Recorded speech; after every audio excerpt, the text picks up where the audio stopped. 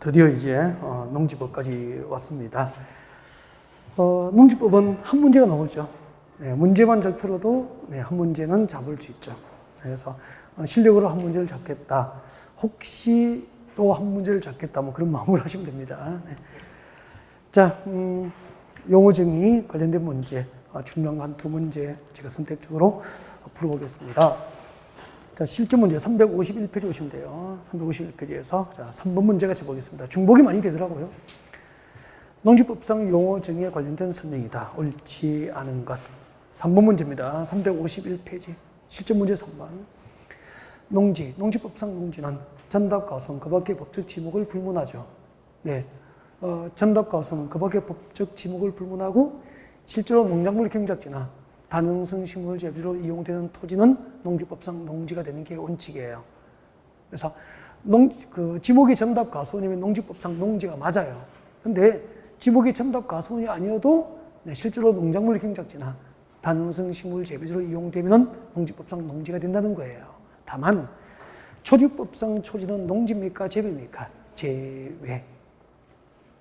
1번은 맞게 됩니다. 2번. 농업법인이란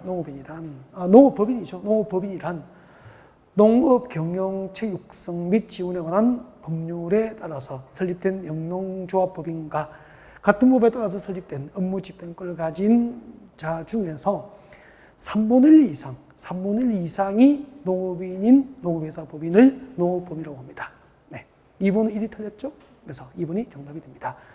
3번 천재원 이상의 농지에서 농작물 또는 다능성 식물을 경작 또는 재배하거나 1년 중 90일 이상 농업에 종사하면 농업이 맞습니까? 경작 면적이 얼마죠? 1000제곱 이상이거나 1년 중 90일 이상 농업에 종사하는 자는 농지법상 농업인에 해당하죠. 그 다음에 4번, 5번은 여러분이 읽으십시오. 4번대로입니다. 농지법령상 다음 설명 중에서 옳은 것은 농지의 임대차와 위탁 경영은 전면적으로 금지된다. 전면적 금지가 아니고 원칙적 금지겠죠. 네. 농지법상 농지 임대차나 위탁 경영은 원칙적으로 허용됩니까? 금지되어 있습니까? 금지되어 있지만 예외적으로 위탁 경영과 임대차가 가능하죠. 그래서 전면적 금지라는 표현은 틀렸죠. 원칙적 금지로 봐야 되죠. 2번. 초지법상 조성된 초지는 농지법상 농지입니까? 재배입니까? 재배. 정답은 2번. 3번. 지목이 전답 가수원이 아닌 토지에서 3년 이상 농작물 경작에 이용되는 토지는 농지가 아니다가 아니고 농지이다. 지목이 전답 가수원이 아니어도 경작기간이 3년 이상이면 농지법상 농지에 해당합니다. 지목이 전답 가수원이 아닌데 경작기간이 3년 미만이면 농지입니까? 재배입니까? 재배. 그럼 여기는 지목이 전답 가수원이 아니어도 경작기간이 몇 년 이상이죠? 3년 이상이니까 농지법상 농지에 해당하죠. 다음 4번. 공간정보 구축 및 관리 법률상 지목이 임야인 토지에서 산지조정 허가 없이 다능성 식물 재배로 이용하는 토지는 농지이다. 농지입니까? 재배입니까? 재배. 임야를 산지조정 허가 없이 이용하는 토지는 농지입니까? 재배입니까? 재배. 세 가지죠. 저 잠깐 볼까요? 농지법상 농지에서 재배되는 것, 초지법상 조성된 초지, 임야를 산지 전용 허가 없이 이용하는 토지. 그죠? 그 다음에 지목이 전답 가수원이 아닌데 경작기간이 몇 년? 3년 미만에 해당하는 경우. 이 세 가지는 농지법상 농지에서 재배된다고 외우라고 했죠. 이 세 가지 외워둬야 돼요. 그 다음에 4번까지 했죠? 5번. 농지 200제곱미터의 고정식 온실, 농지 공정식 200제곱미터의 고정식 온실, 버섯재배사, 비닐하우스와 농림축산식품부 내용으로 정하는 농업생산에 필요한 시설을 설치하여 농작물과 다능성식물의 경작과 재배를 하는 자는 농업에 해당한다. 틀렸습니다. 여러분, 고정식 온실, 비닐하우스는 얼마죠? 330제곱미터 이상이 돼야 됩니다. 그래야 농지법상 농업에 해당하게 되죠. 정답은 2번이 정답이었습니다. 5번 옵니다. 5번.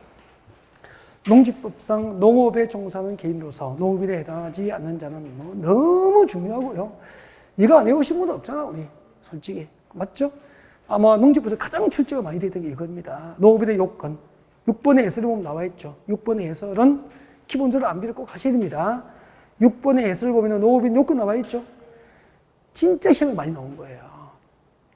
뭐 거의 반복적으로 나오고 있는 부분이고, 이런 것은 안 외우면 안 돼. 5번 문제 보겠습니다. 5번 문제는 6번의 해설을 참고하시면 되죠. 축사업은 1년 전 며칠? 120일 이상 종사하면 농업인입니다. 그래서 150일 종사니까 농업이 맞죠. 그 다음에 경작 면적이 얼마 이상이면 되죠? 1000제곱미터 이상이니까 1200주 농지를 경작하고 있으면 농업이 맞잖아요. 그리고 농업은 뒤에 몇 년? 1년 중 90일 이상이니까 100일을 종사합니다. 정확하죠? 대가축은 몇 두도? 2두 이상인데 3두니까 농업이 맞죠. 가금류는 1000수 이상인데 1200수니까 맞죠. 네. 농업 경영을 통한 농산물 연간 판매액이 120만 원 이상이 되죠. 5번이 정답입니다. 그 다음에 7번 옵니다. 7번. 농지 소유 규제에 관련된 다음 내용 중에서 옳은 것은, 잠깐만요. 여러분, 농지 소유 원칙이 누구죠? 농지는 원칙적으로 누가 소유해야 되죠? 그렇죠. 농업인이죠. 농업인.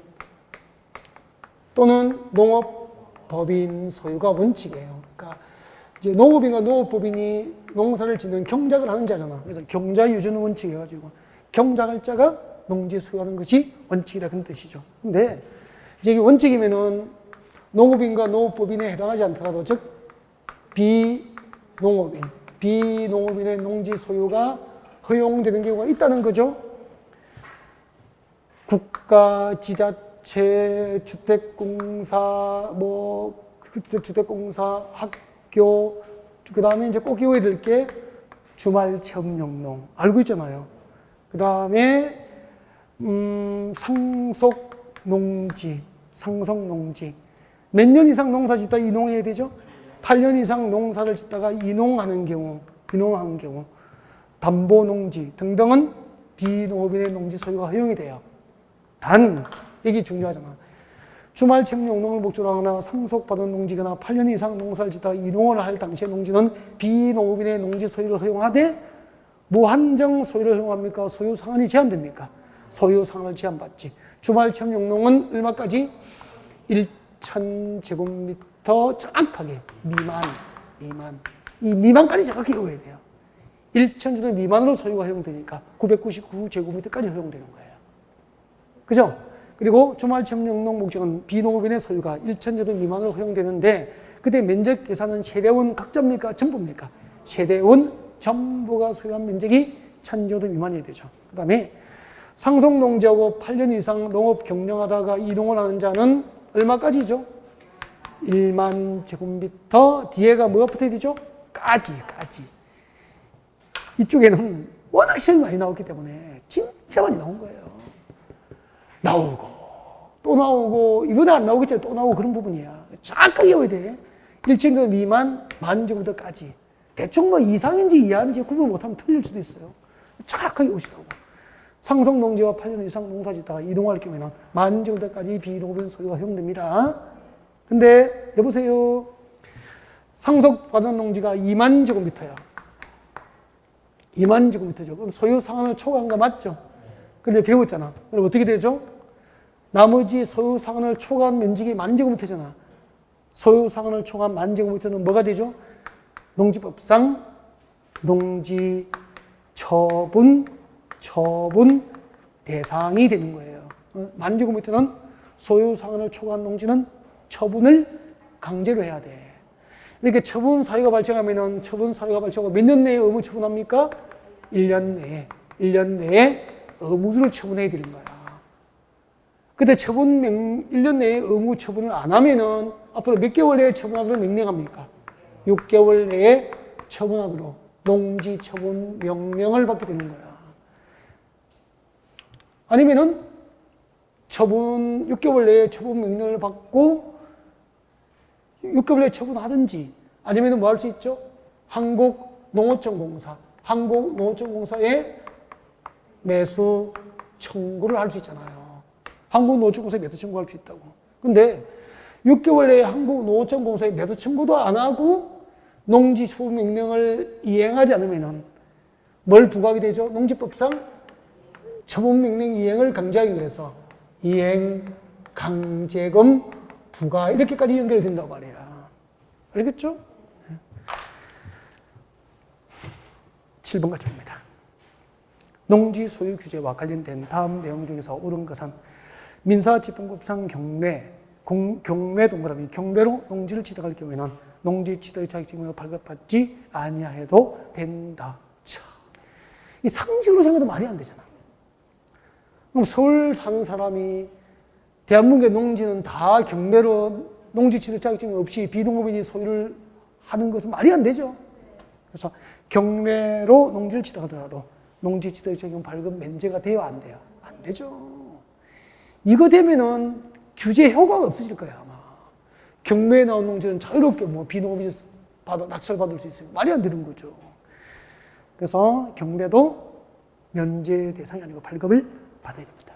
2번, 농지 소유자는 농지에 대한 농지 처분 명령을 받은 때에는 시당 군수자에게 해당 농지의 매수를 청구할 수 있다. 누구에게 한다고 했죠? 한국노천공사. 농지 소유자는 농지에 대한 처분 명령을 받으면 한국노천공사를 대상으로 매수 청구를 할 수 있게 됩니다. 한국노천공사. 그때 물어볼게요. 그럼 한국노천공사가 매수할 수도 있죠? 그때 노천공사의 매수 가격이 어떻게 되죠? 공시지가입니다. 우와.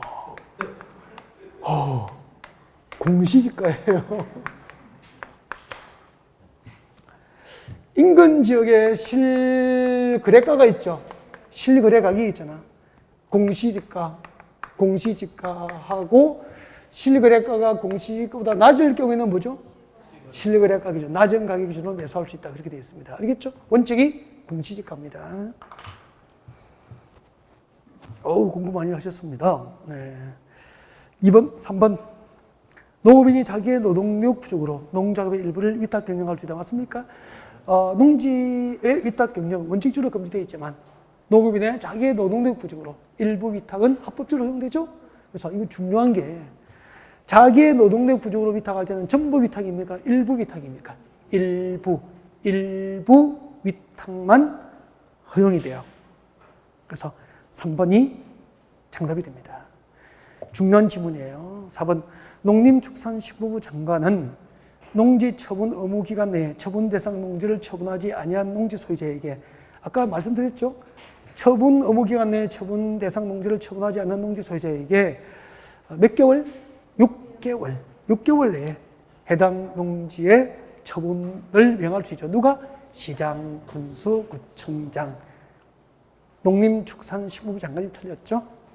5번, 주말 체험 영농을 하고자 하는 자는 1만 제곱미터 미만, 1만이 아니고 얼마죠? 1천 제곱미터 미만으로 농지 소유를 허용합니다. 8번, 9번 다 됐어요. 10번까지 됐습니다. 10번까지 다 됐고요. 11번은 읽고 지나가겠습니다. 지금 그 8번, 10번 다 같은 문제예요, 이거. 같은 문제입니다, 다. 11번도 같은 문제인데 11번 읽어볼게요.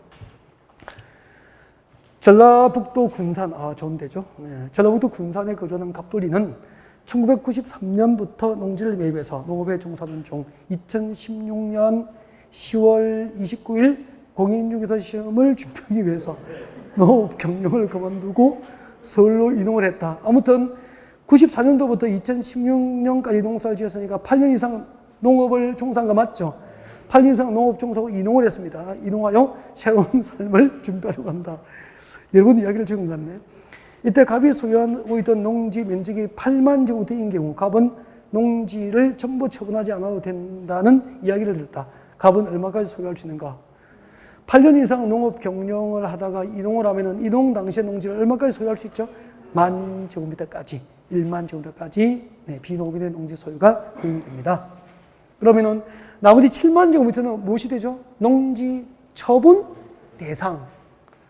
사유가 발생하면은 몇 년 내에 의무 처분하죠? 1년.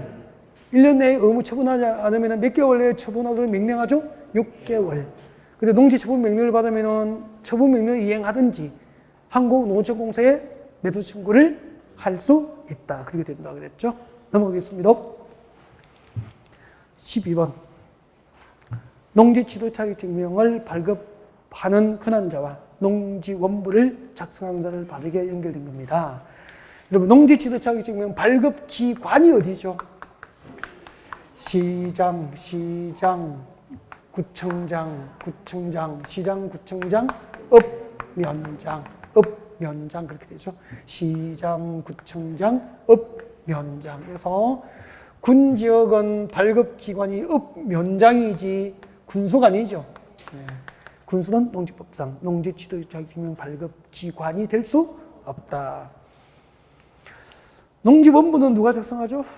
네, 시장, 구청장, 읍면장 똑같습니다. 농지원부 작성자하고 농지취득자격증명 발급 권한자가 같습니다. 그러니까 농지원부가 있어야 농지취득자격증명을 발급해줘요. 그래서 발급기관하고 농지원부 작성자는 동일합니다. 내려오시죠. 그 다음에 넘어가겠습니다. 용어 정의하고 뭐 반복이에요. 또 16번입니다. 16번. 문제 괜찮았어요. 16번. 농지법상 주말체험 용농을 위해서 농지를 취득하는 절차에 대한 설명으로 만든 것은 여보세요? 잠깐만요. 농지 취득 자격증명 농취증 발급 절차가 이렇게 되죠. 발급 절차. 농지 취득 자격증명 발급 절차입니다. 발급 절차. 원칙이 농지 취득 자격증명 발급 신청할 때는 뭘 작성해야 되냐면은 농업 경영 계획서를 첨부해야 돼요. 농업 경영 계획서를 첨부하여서 발급 신청하는 게 원칙이에요. 그러니까 농지 취득 자격증명 발급 신청하려면 농업 경영 계획서를 작성하여 첨부하고 발급 신청하는 게 원칙이라는 게 이게 원칙이에요. 다만 농지 취득 자격증명 발급 신청할 때 농업 경영 계획서를 첨부하지 아니할 수 있는 경우가 있어요. 너무 중요한 거야.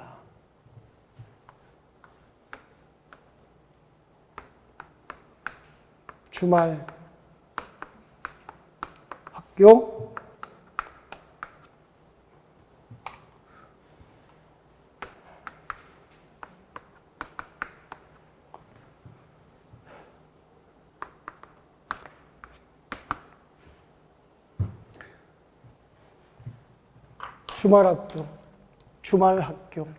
주말학교 전용개발 경사났네. 주말학교 전용개발 경사났다. 주말학교 전용개발 경사났네. 주말학교 전용개발 경사났네. 주말체험용농을 목적으로 농지를 취득하려고 하거나 주말체험용농을 목적으로 농지를 사거나 학교 등이 농지를 취득하는 경우 농지 전용 허가를 받거나 농지 전용 신고를 하거나 농지 전용 협의를 거쳐 농지 취득 자격증명을 발급 신청하거나 농지 전용 허가 받고 농지 전용 신고하고 농지 전용을 협의하고 발급 신청하거나 그리고 개발 사업지구, 농지 개발 사업지구예요. 개발 사업지구 안에 1,500제곱미터 미만, 1,500제곱미터 미만의 농지를 취득하거나 평균 경사율, 농지 평균 경사율이 몇 퍼센트? 15% 이상. 평균 경사율 15% 이상의 농지는 농업경영계획서 제출을 면제합니다. 그 말은 발급 면제입니까? 발급 신청합니까? 발급 신청을 하는데 경영계획서 작성을 면제해 줄 뿐인 거야. 근데 자꾸 시험을 뭐로 내느냐 하면은 이걸 가지고 내 이걸. 주말 체험 용농을 목적으로 농지를 취득하거나 학교 등이 실습 농지를 취득할 때는 농지 취득 자격증명을 발급받지 않는다고 내는 거라. 발급받지 않습니까? 발급받아야 됩니까? 발급받아야 됩니다. 발급 신청할 때 경영계획서 첨부하지 아니할 수 있을 뿐인 거야. 그러니까 경영계획서 첨부하지 않는 것을 자꾸 발급 면제로 시험 내는 거라. 그 다음에 전용은 뭐죠? 전용허가, 전용신고, 농지전용허가를 받거나 농지전용 신고하거나 농지전용에 관하여 협의한 경우에도 농지취득자격증 발급 받아야 돼요. 그 다음에 개발사업지구 개발사업지구 안에 1,500제곱 미만의 농지를 취득하는 경우입니다. 개발사업지구 안에 1,500제곱 미만의 농지 취득 시에도 농지 취득 신청을 발급받아야 돼요. 발급 신청자의 경영계획서 작성을 면제받을 뿐이야. 그 다음에 경사, 평균 경사율 몇 %? 15% 이상의 농지니까 산비탈지에 있는 농지예요. 경사율이 15% 이상의 농지는 그 영농 여건이 불리하잖아요. 이런 농지는 이제 그 관광 용도 등으로 쓸 수 있도록 그 경영계획서 제출을 면제해줘요. 근데 경영계획서 제출을 면제받지만 이것도 농지 취득 자격증 발급은 받아야 됩니다. 근데 이것들을 발급 신청할 때 경영계획서 작성 면제인데 계속 발급 면제로 시험을 내는 거죠. 대표적으로 꼭 기억해야 될 거. 주말하고 학교입니다. 단, 상속농지는 농지지정 발급을 면제받아요. 상속농지를 취득할 때는 농지취득자격증 발급을 면제받지만 주말 체험 용농 목적으로 하거나 학교 등의 실습농지를 살 때는 농지취득자격증 발급 면제가 아니고 발급 신청할 때 경영계획서 첨부를 면제할 뿐이라는 거지. 이해가 됐죠? 그래서 16번에 기억법입니다. 농업인이 아닌 자도 주말 체험 용농을 위해서는 농지를 소유할 수 있다. 맞습니까? 네. 2번. 세대원 정부가 소유하는 면적이 10,000제곱 미만이 아니고 1,000제곱미터 미만이어야 됩니다. 틀렸죠? 그리고 농업 경영계획서를 작성하여야 한다. 틀렸죠? 주말 체험 용농을 목적으로 농지를 취득할 때는 농업 경영계획서 작성을 면제해줘요. 단, 농지 취득 자격증은 발급받아야 되죠? 리얼분이 맞잖아요. 그리고 리얼의 경우 발급 처리 기간은 농지 취득 자격증 발급 처리 기간은 원칙이 4일인데 경영계획서 작성을 면제할 경우에는 2일이에요. 여보세요. 농지 취득 자격증 발급 기간은 원칙이 며칠이라고요? 농지 취득 자격증 발급 신청으로부터 4일 이내에 발급하는 게 원칙이라. 단 경영계획서 작성을 하지 않는 경우, 경영계획서 작성액서, 경영계획서를 작성하지 않는 경우에는 처리기간이 며칠이죠? 2일 이내, 발급 신청으로부터 2일 이내 이렇게 된다고. 알고 있어야 됩니다. 농지취득자격증 발급을 신청하면 그 처리기간은, 발급 처리기간은 4일 이내가 원칙인데 경영계획서 작성액서, 경영계획서를 작성하지 않는 경우에는 처리기간이 며칠이죠? 2일 이내 그렇게 됩니다. 문제 괜찮았어요. 16번 수준이 있는 문제야. 정답 그럼 기억하고 리얼분이 맞죠? 2개. 네, 17번 보겠습니다. 농지법상 농지취득자격증명 발급을 받지 않아도 되는 경우가 아닌 것은, 발급받지 않아도 되는 경우가 아닌 것은 1번이 답이죠. 1번의 학교 동그라미. 조금 전에 학교도 실습농지 등을 살 때는 농지취득자격증명 발급을 받아야 되죠. 단 발급 신청할 때 뭘 면제받습니까?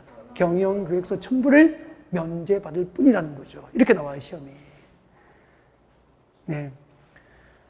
나머지 읽지 않겠습니다. 넘어가겠습니다. 20번 봅니다. 20번.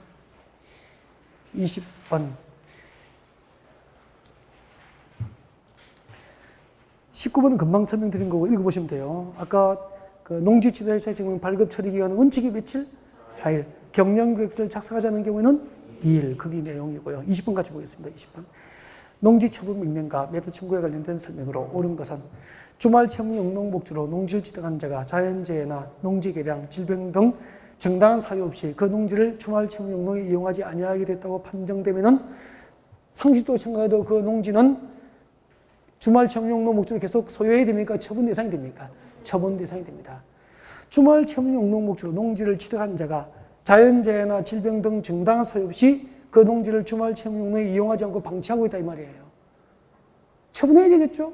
네, 처분 사유에 해당됩니다. 1번이 정답이 되네요. 2번. 농지 처분 명령을 받은 후 정당한 사유 없이 그 처분 명령 기간 안에 그 농지를 처분하지 아니한 경우 이행 보증금을 납부한다. 이행 보증금이 아니고 뭐죠? 이행 강제금이죠. 건축법과 농지법은 이행보증금입니까? 이행강제금입니까? 이행강제금이죠. 이행보증금이 틀렸구나. 3번 농지 소유자는 농지 처분 명령을 받으면 국토교통장관에게 해당 농지의 매수를 청구할 수 있다. 아까 했죠? 누구에게? 한국농어촌공사. 농지 소유자는 농지 처분 명령을 받으면 한국농어촌공사를 대상으로 해당 농지 매수를 청구할 수 있습니다. 4번 이행강제금은 해당 농지 토지가액의 20%입니다. 20%에 해당하는 이행강제금을 부과하게 됩니다. 5번 이행강제금은 최초 농지 처분 명령이 있은 날 기준으로 처분 명령이 이행될 때까지 농지법상 이행강제금은 매년 1회, 지난주에 건축법상 이행강제금은 1년 2회 이내, 정확하게 올라졌습니다. 건축법은 1년 2회 이내, 농지법은 매년 1회, 딱 비교해서 해봐야 돼요. 넘어갔습니다. 여기까지가 농지 소유 파트였습니다. 농지 소유. 거기 한번 들어보실까요? 거기 들어보세요. 농지는 용어정의에서 보통 한 문제 나옵니다. 한 문제. 여기서 한 문제 나오면 너무 좋아요. 그 애는 두 문제를 맞추는 좋은 기회가 되니까. 여기서 한 문제가 나오는 확률이 한 50% 정도밖에 안 돼요. 네. 그 다음에 이제 농지법은 농지 소유에 관한 사항. 이 농지 소유 파트에서 한 문제 내지 두 문제가 나옵니다. 한 문제 내지 두 문제가 나오는데 여기는 한 문제 내지 두 문제가 나올 확률이 100%라고 보시면 돼요. 그럼 우리가 꼭 잡아야 되는 게 용어 정의와 소유 파트에서는 여기서 한 문제 내지 두 문제가 여기서 전부 나올 수도 있어요. 그럼 그 애는 두 문제를 잡는 해. 한 문제는 꼭 잡아줘야 되는 거예요. 그 다음부터 지금부터 하는 것은 덤으로 한다 생각하시면 돼요. 덤으로. 농지 이용 파트하고 농지 보존 파트가 있는데, 농지 이용 파트가 있고 농지 보존 파트가 있는데, 두 개를 합하여 한 문제인데 범위가 엄청 많아요. 그래서 여기는 그냥 콕 집어서 몇 개 하고 그냥 안 하는 거예요. 그게 정답이에요, 정답.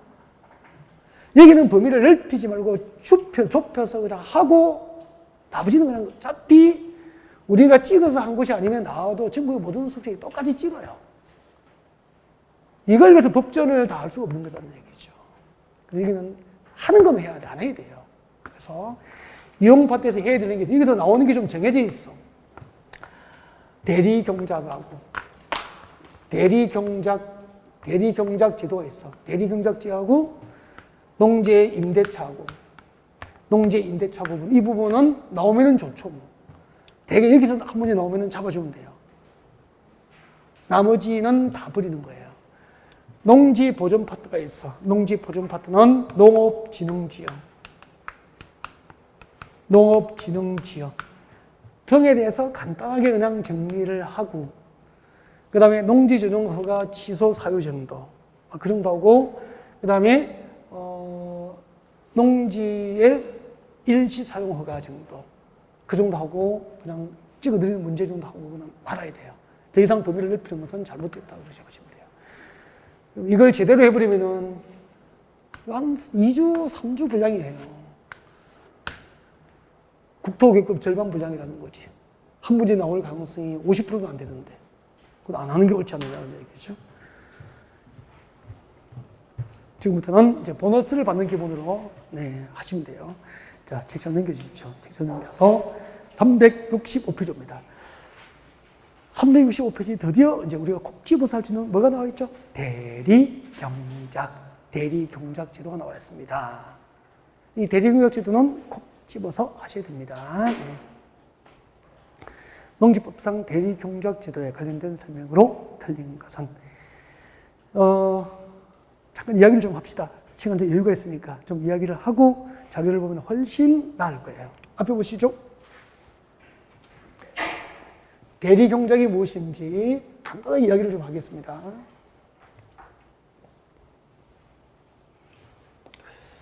여기가 평택이에요. 경기도 평택이고요. 저 평택에서 갑돌시가 이제 인근의 오산 쪽에 이렇게 국도변에 농지를 좀 소유하고 있었죠. 평택에서 가까우니까 주말에 이렇게 오가면서 경작을 직접 하고 있었죠. 근데 이 평택에 살고 있는 갑돌씨가 2021년도에 공인중개사 시험을 준비하느라고 올해는 농지에 가본 적이 없어. 임대차 계약을 맺은 것도 아니고 가본 적이 없어요. 뱁씨를 뿌리지도 않고 가보지도 않았으니까 지금 여기는 배가 누렇게 익어가고 있습니까? 잡풀만 무성합니까? 잡풀만 무성하겠지. 경기도 오산시장에 출근하다가 그 농지를 보게 된 거죠. 이런 된장. 공인중개사 시험을 준비하는 것은 정당한 사유, 질병이나 뭐 취약, 그죠? 뭐 이주 등등 정당한 사유가 아니잖아요. 그래서 정당한 사유 없이 이게 경작하지 않고 방치되고 있는 농지를 무슨 농지라고 합니까?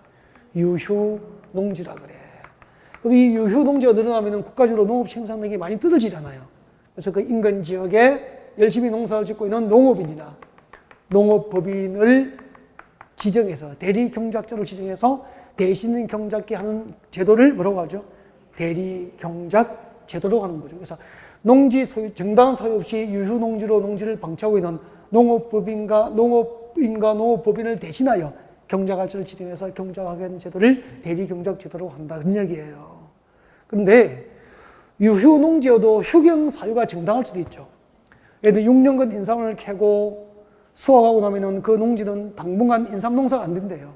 그럼 지력이 회복될 때까지 휴경할 수밖에 없죠. 유휴 농지더라도 휴경 사유가 정당하면은 대리 경작자 지정 대상입니까? 제외입니까? 제외. 대리 경작자를 지정할 수 없게 된다는 거예요. 네. 근데 이제 이 공인중개사 시험 때문에 유휴 농지로 방치한 것은 정당한 사유가 아니기 때문에 이제 대리 경작자를 지정을 할 수 있죠. 근데 휴경 사유가 정당하지 여부를 오산시장이 알아 몰라. 모르기 때문에 대리 경작자 지정은 바로 하는 게 아니고 지정 예고를 통지해요. 그러면 당신의 농지가 유휴 농지로 방치되어 있기 때문에 정당한 사유가 없으면 대리 경작 지정하겠습니다라고 예고 통지를 보내는 거죠. 예고 통지를 받고 휴경 사유가 정당하면 이의 신청해야 되겠죠? 예고 통지 받고 며칠 내에 10일 내에 이의를 신청하면 돼요. 이의 신청할 수 있다고. 공인중개사 시험 때문에 이제 유휴 농지로 방치했다고 이의 신청하니까 이의 신청을 받고 며칠 내에 결과를 알려주죠? 7일 내에 결과가 알려줍니다. 공인중개사 시험은 정당한 사유가 될 수 없으니까 대리 경작자를 지정하겠다라고 오산시에서 7일 내에 통지가 오는 거죠. 그래서 지정이 됐어, 이제. 1년 동안 대리 경작자가 경작을 하게 되죠. 그때 대신 경작하는 자는 누구를 지정합니까? 인근 지역의 농업인과 농업법인을 지정하는 게 원칙인데 농업인과 농업법인 지정이 곤란한 경우에는 인근 지역의 학교라든지 기타 농업 생산자단체 등도 지정이 가능해요. 그 다음에 대리경작자로 지정돼서 대신 경작한 자는 수확량의 딱 10%를 토지 사용료로 내놓아야 돼요. 그리고 대리경작자가 지정된 이 농지 소유자, 평택에 살고 있는 갑돌씨는 2021년 공인중개사 시험에 합격을 하신 거예요. 아싸. 그러면은 이제 부동산업을 하시면서 시간이 날 때 아니면 주말을 이용해서 예전처럼 내년부터는 경작이 가능해졌죠.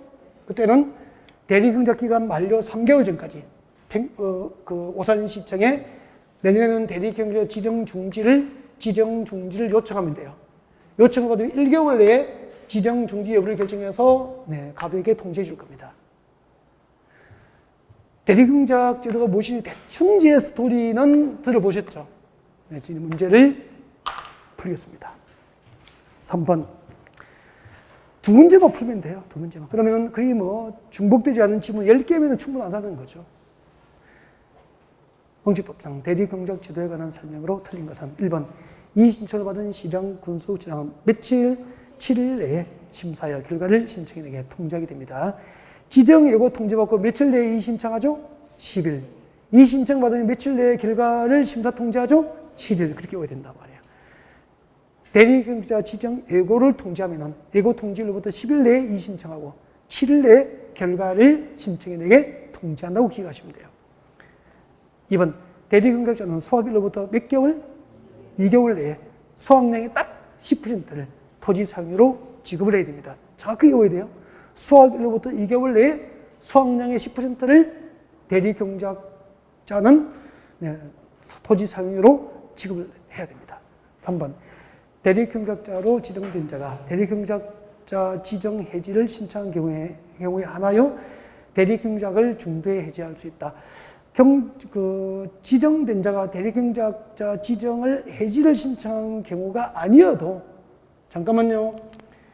대리경작자로 지정된 자가 또 게을리하고 경작을 하지 않는 경우가 생길 수도 있죠. 그럴 경우에는 지정 중지 신청을 하지 않더라도 대리경작 기간 만료 전에도 지정 해지를 할 수 있어요. 알죠? 그래서 3번이 정답입니다. 대리경작자로 지정된 자가 대리경작자 지정 해지를 신청한 경우에 하나여, 이거 틀렸죠? 대리경작자로 지정된 자가 지정 해지를 신청하지 않더라도 경작을 게을리하는 등 일정한 사유가 있으면 지정기간 만료 전 지정을 해지할 수 있으니까 3번이 답이에요. 4번 대리경작자 지정 예고에 대해서 이의가 있는 농지 소유권자 또는 임차권자는 출권 후 지정 예고 통지를 받고 며칠 내에 신청할 수 있죠? 10일. 이건 꼭 기억해야 됩니다. 그리고 그 신청일로부터 며칠 내에 아까 결과를 통지하죠? 7일. 1번하고 4번은 연결시켜 둬야 되겠네요. 그 다음에 5번 대리경작 대상인 농지 소유자가 해당 농지를 스스로 경작하고 싶으면 출권 후 대리경작 기간이 끝나기 몇 개월 전까지? 3개월 전까지 지정 중지 신청을 해야 됩니다. 이 지정 중지 신청에 대한 결과 통지는 몇 개월 내에? 1개월 내에 결과를 통지하게 됩니다. 결과 통지는 1개월 내에 통지합니다. 5번 옵니다. 5번. 4번으로 연습하시면 되고요. 5번 오세요. 5번. 5번. 농지법상 농지 임대차, 사용대차에 관한 설명이다. 옳지 않은 것은 5번 문제 임대차와 관련된 문제도 준비하시라고 했죠. 콕 집어서 하시면 돼요. 이 정도 하시면 돼요. 이 지문만 해도 돼요. 농지법상 임대차 계약과 사용대차 계약은 줄것죠. 서명계약 원칙입니다. 서명계약이 원칙이에요. 네. 서명계약 원칙 뒤에다 적으세요. 서명계약 원칙 뒤에다가 농지법상 임대차 계약은 등기해요, 안 해요? 안 해요. 그냥 그 임대차 계약에 대해서 시장구수청이 뭘 받죠? 확인을 받고 인도를 하면은 농지를 인도함으로써 계약은 효력을 발생하게 되는 거야. 그래서 농지법상 임대차 계약은 등기를 요합니까? 등기를 요하지 않습니까? 등기를 요하지 않고 계약에 관하여 시장구수청이 뭘 받죠? 확인을 받고 인도함으로써 효력이 발생하는 거예요. 등기하지 않는 거 기억하시라고. 등기 없이 확인받고 인도함으로써 계약은 효력이 발생합니다. 알고 있어야 됩니다. 그 다음에 두 번째, 이 한 문제만 잘 풀어도 된다니까요. 그 다음에 2번, 단성식물 재배지 등 대통령령에 정한 농지를 제외하고 임대차 기간을 정하지 아니하거나 줄것죠. 임대차 기간을 정하지 않거나보다 줄것죠. 임대차 기간을 정하지 않거나 3년보다 짧은 경우에는 몇 년? 3년으로 약정되고 수업나 알고 있어야 될 지문입니다. 줄거나요? 임대차 기간을 정하지 않거나 3년보다 짧은 경우에는 3년으로 임대차 계약 기간은 약정된 것으로 간주됩니다. 그 다음에 3번, 다전성 식물 재배지 등 대통령령이 정한 농지를 제외하고 지금도 줄것죠. 임대인은 질병, 징집 등 불가피한 사유가 있는 경우에는 임차 기간을 3년 미만으로 정할 수 있다, 없다? 있다. 이 경우 임차인은 3년 미만으로 정한 기간이 유효함을 주장할 수 있습니다.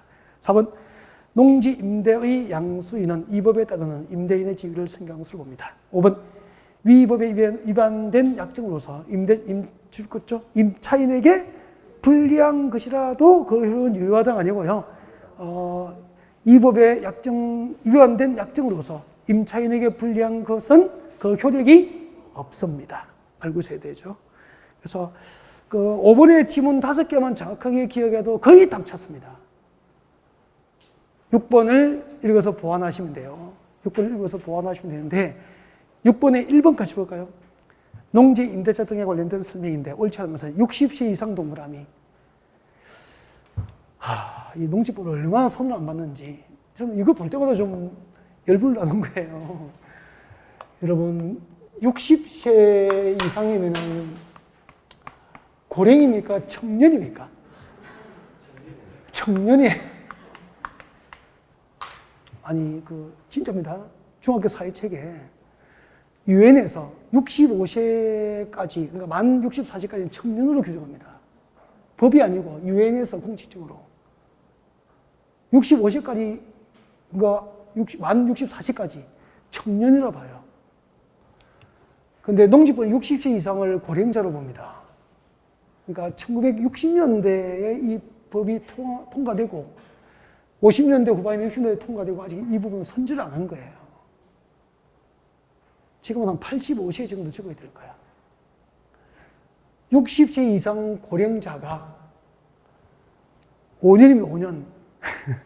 두 번째, 자기의 농업 경영에 이용된 기간이 5년이 넘은 농지는 합법적으로 임대나 사용대를 허용한다는 뜻이야, 이게.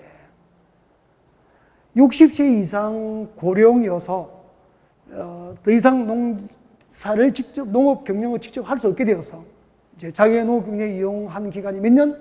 5년이 넘은 농지는 임대나 사용대를 합법적으로 허용한다, 그런 뜻이에요, 이게. 그래서 60세 이상으로서 자기의 농업 경영에 이용한 기간이 몇 년 넘어야 됩니까? 5년 넘은 농지는 임대나 사용대를 할 수 있다, 그런 뜻이에요. 1번 정답이고 나머지 참고하시고요. 7번 내려오십시오. 7번 내려오시고. 농지법상 농업진흥지역의 지정과 운용 등에 관련된 설명인데 틀린 것은 이제 한 두 문제 정도. 네, 몇 문제. 잠깐만요.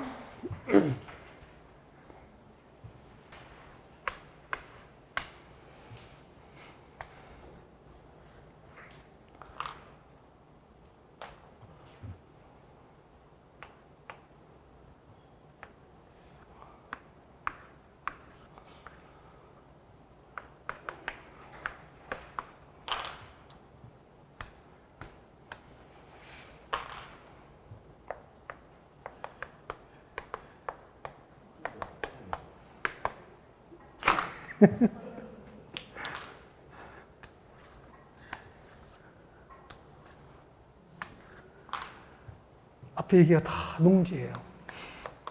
아래쪽이 다 농지입니다. 농지고. 도로는 알겠죠? 도로고, 자동차가 들어가고, 마을이고, 저수지고, 막 그래요. 아, 진짜 이거 알고 있어야 되죠? 이게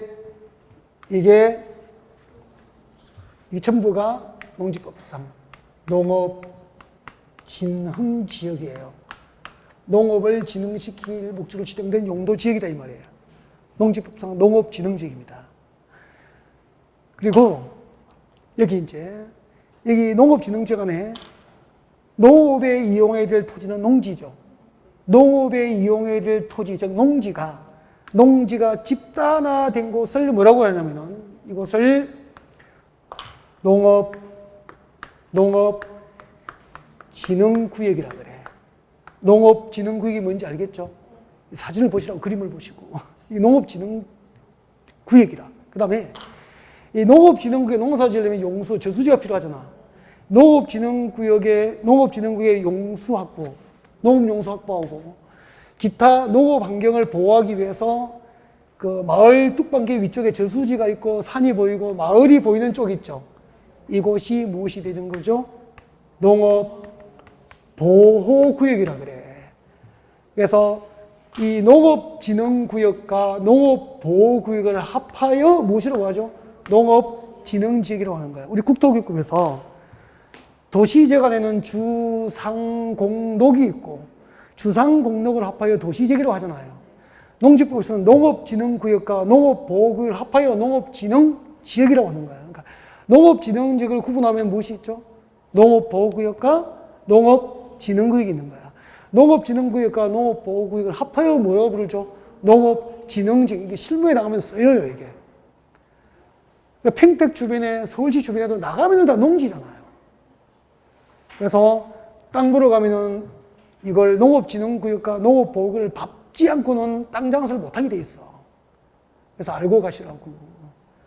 그러니까 동네에 들어가면서 딱 여러분이 이제 차 가지고 가겠죠, 이렇게 손님 모시고 가다가 동네 입구에서 차 세우는 거 들판을 바로 보면은 농업진흥구역이고 마을과 뒤에 저수지 산이 있는 곳이 뭐죠? 농업보호구역이 되는 거야. 그러면 그냥 이걸 보고 농업진흥지역 안에서 농업진흥구역이 개발이 용이할까? 농업보호구역이 용이할까요? 개발은 건축이 되잖아. 건축은 개발이잖아요. 그래서 농업보호구역이 건축을 목적으로 한 전원주택이나 농업인 주택 등을 건설을 목적으로 한다면 농업보호구역이 훨씬 개발이 쉬운 거고, 농업진흥구역은 현지 거주하는 농업인이 아니면 거의 뭐 절대적으로 개발이 안 되는 농지. 그래서 절대 농지로 묶였다고 하는 거야. 시골 가면은 그쪽은 절대 농지로 묶여서 쓸모가 없어 막 그런 얘기를 한다고. 절대 농지가 농업진흥구역을 말하는 거라고. 그러면 이 농지법상 농업진흥지역을 누가 지정할까? 농림축산식품부 장관이 아니고 전국의 시도지사가 지정하는 거야. 시도지사. 그 지정권자 정확히 외워야 돼. 시도지사가 지정합니다. 지정 대상이 있어. 녹관농자, 녹관농자, 녹지지역, 관리지역, 농림지역, 자연환경보전지역 안에 농지법상 농업진흥지역을 지정할 수 있는데, 녹지지역은 도시지역이죠. 단 특별시는 제외. 그래서 특별시 녹지지역에는 농업진흥지역을 지정할 수 있다, 없다, 없다. 그래서 전국 시도 가운데서 서울특별시 녹지지역은 농지법상 농업진흥지역이 없다는 거죠. 그러니까 광역시 녹지지역은 농업진흥지역을 지정할 수 있다는 거죠. 이렇게 되는 거예요. 이게 가장 기본적인 거죠. 누가 지정하는지, 어디에 지정되는지. 단 녹지지역 중 특별시는 포함입니까, 제외입니까? 제외. 그렇게 되는 거야. 이해가 됐습니까? 이 정도 그림을 그리면 이해하셔야 돼. 그다음에 그러면 우리가 농업진흥지역에 시골에 땅 사러 가도 농업진흥구역을 봐야 됩니까? 농업보호구역을 따는 게 좋습니까? 농업보호구역을 이런 곳에 저수지 위쪽 이쪽으로 보시라고, 마을이나 이쪽으로 보셔야 되지. 들판을 보시면 안 되는 거라고. 알겠죠? 네, 이렇게 보시면 돼요. 근데 여보세요. 땅 보러 갔는데 한번 보세요. 땅 보러 갔는데 이렇게 걸쳤어. 잠깐. 땅이 이렇게 걸쳤어. 이렇게 걸쳐 있어. 어디 걸쳤지? 농업진흥구역과 농업보호구역에 걸쳐 있잖아.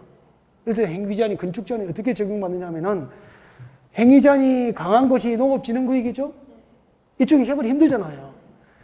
개발이 힘든 쪽. 농업진흥구역에 속하는 면적이 330m 이하, 100평 이하이면은 농업진흥구역에 행위제한을 적용받지 않고 농업보호구역에 행위제한 규정이 적용되는 거야. 알겠죠? 농업보호구역과 농업진흥구역에 걸쳤는데, 농업진흥구역 안에 면적이 얼마 이하?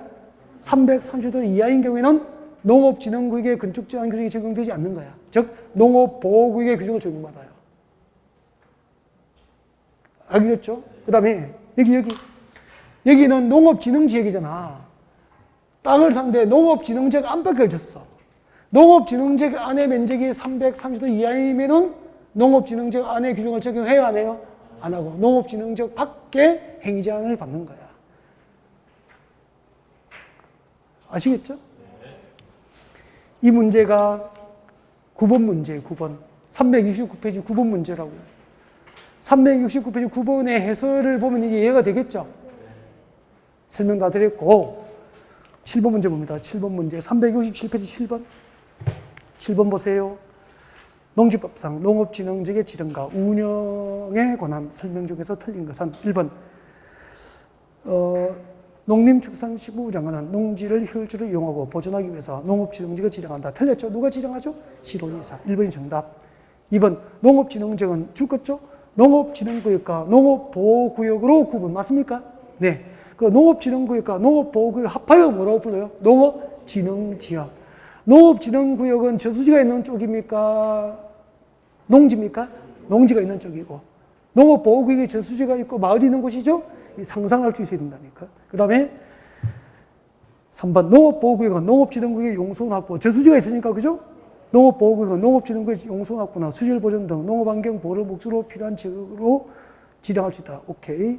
그 다음에 4번. 농업진흥지역의 지정은 국토교육법상 줄 것죠? 녹관농자를 대상으로 한다. 맞습니까? 단, 특별시 녹지지역은 지정 대상인가 제외입니까? 제외. 오케이.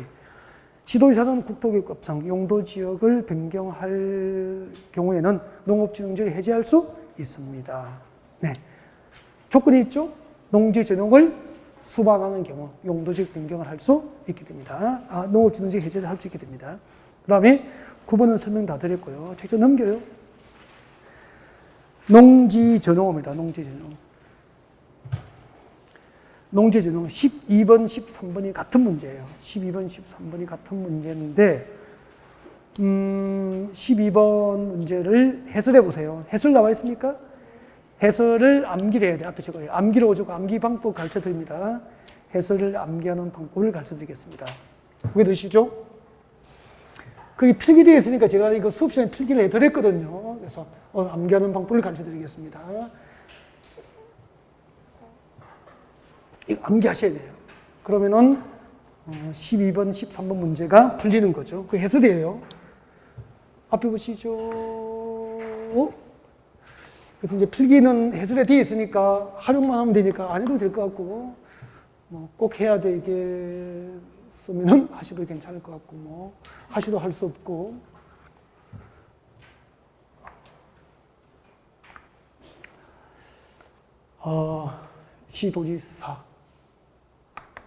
시도지사, 농장이 누구죠? 농림축산식품부 장관. 여기는 시장군수구청장.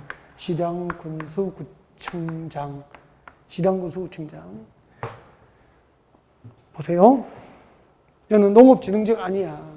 농업진흥지역 아니고 밑에는 농업진흥지역 바뀌고, 농지 전용 허가를 할 때 전용 면적이 농업진흥지역에서 전용 면적이 3,000제곱미터 이상부터 3만 제곱미터 미만까지 농지 전용 면적이 3,000제곱미터 이상부터 3만 제곱미터 미만까지는 시도지사에게 권한이 전용 허가권이 위임되어 있어.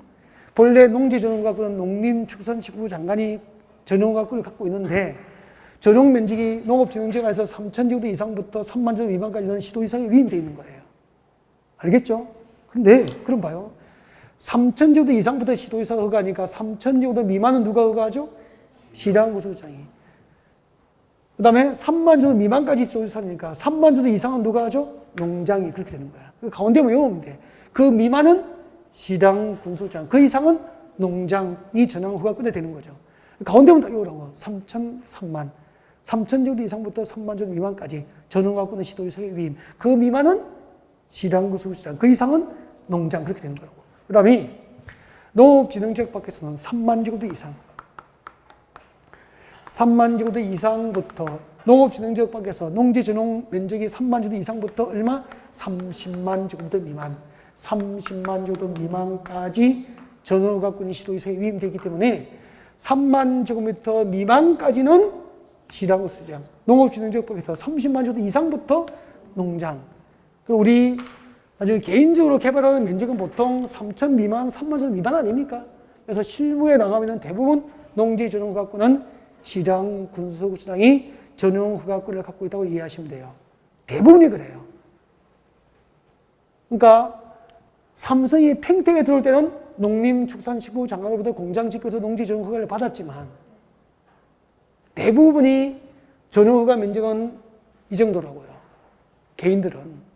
그래서 농지 전용 허가권은 대부분 시장군수의 전용을 허가하거나, 그러니까 가운데만 외우면 돼. 3천, 3만, 3만, 30만. 그 미만은 시장군수장, 그 이상은 농장. 그렇게 되는 거라고. 그러면은 12번, 13번 해설 다 됐죠? 네. 책상 넘겨요. 372페이지 이거 암기해야 돼. 농지전용 허가 취소 사유. 14번에 봅니다. 14번 해설을 암기라고 적어요. 암기를 하셔야 되는데, 농지전용 허가 취소 사유가 몇 개가 있어요? 7개 중에서 7번만 외우는 거야. 1번부터 6번은 참고, 7번 암기. 농지전용 허가를 받는 자가 관계공사 중지 등 조치 명령을 했는데, 공사 중지 등 조치 명령을 위반하고 공사를 강행하면은 농지 전용 허가를 취소할 수 있습니까? 취소하여야 합니까? 취소해야 한다. 그래서 절대 취소 사유예요. 그래서 농지 전용 허가 절대 취소 사유, 조치 명령 위반은 절대 취소하여야 한다. 하나만 딱 외우고 나머지는 참고하셔야 돼요. 알겠죠? 네. 여기까지 할게요. 여기까지 이제 농지법까지 다 했고, 나머지 농지법 관련된 내용은 이제 동행모의고사에서 이제 만나볼 수 있겠죠? 문제집 다 끝났어요. 네. 지난 2달 동안 고생 너무 많으셨고, 이제 9월 달에 동형 모의고사, 이런 실제 시험장에서 그 만나볼 수 있는 문제와 같은 유행으로, 그 다음에 이제 각 그 과목별 교수님들이 자기 이름을 걸고 출제가나 영역을 이렇게 찍어드리는 문제로 아마 9월 달에 만나뵐 수 있도록 할 겁니다. 네. 고생 많으셨습니다. 수고하셨습니다.